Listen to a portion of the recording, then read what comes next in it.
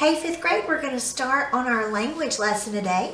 We're working on page 270 in your book. We're talking about a new unit where we're working with complements, sentence completers. Sometimes you have a sentence that needs a little bit more information to make it feel complete. So if I said, my name is Miss Cook, well, my name is, that's got a subject and it's got a verb, but it doesn't sound complete yet. So it needs a little bit more to make that all the way complete, to make that a full sentence. You need something to answer that question. So if I say, my name is, it's got a subject and a verb, but it's not complete. We need a complement to follow that, something to answer a question. Like the question, what? My name is what? So to answer the question, what, we have some direct objects. Direct objects will always answer the question, what or whom. Now, these are not the only kind of complements.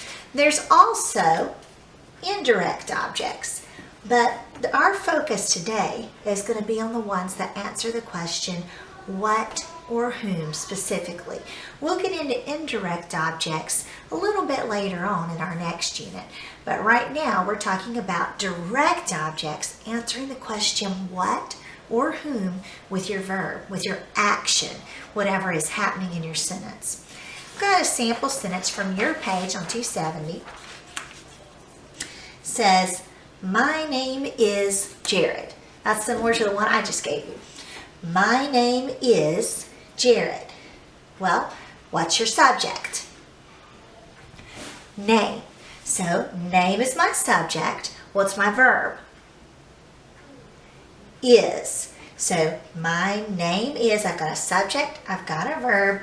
Now, I asked myself the question, what? What answers that question? What answers name is what? Name is Jared.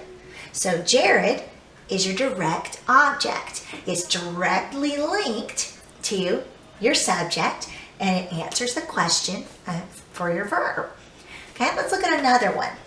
I ate eggs for breakfast. Okay. So what's your subject? I did what? I ate.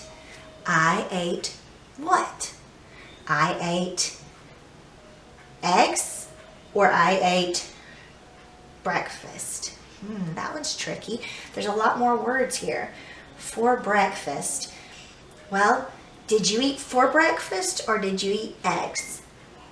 You ate eggs. So eggs is actually going to be your direct object. This is a prepositional phrase describing when you ate those eggs, but it is not what you ate. You ate eggs. So I ate eggs.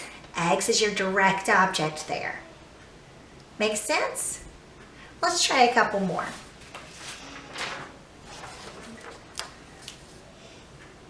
Samuel heard God's voice. Okay, so what is your verb? The action here, what's happening here? Hearing. I heard. Samuel heard. So heard is your action verb. Who heard? Samuel heard. So Samuel's your subject. Heard is your verb. Samuel heard what? Samuel heard the voice. Now, I know if you're thinking Samuel heard God, that is the next word, but he wasn't hearing God, he was hearing the voice. So Samuel heard God's voice. God describes which voice, but the voice is what he heard. So voice is your direct object. It answers the question what for your verb. Okay, the next one. The room grew quiet. What's our action? What's happening? Well, we're growing. So grew is your action, that's your verb. What grew? Room grew. So room is your subject. Room grew what? Room grew quiet. Quiet is your direct object because it answers the question what. That's your complement. It completes the sentence.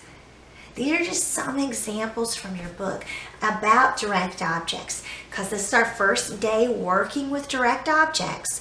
We're going to go slowly. We're going to just work on just this one page at a time as we introduce these. You are only completing page 270. You've got about 5 or 6 questions on that page just to practice with direct objects. You'll see some of the sentences that I just did again, but I want you to work through finding your direct objects and labeling those. Take a picture of your work and send it to me in our Google Classroom, or you can email it or send it to me in a message. I'll be hearing from you soon. Good luck.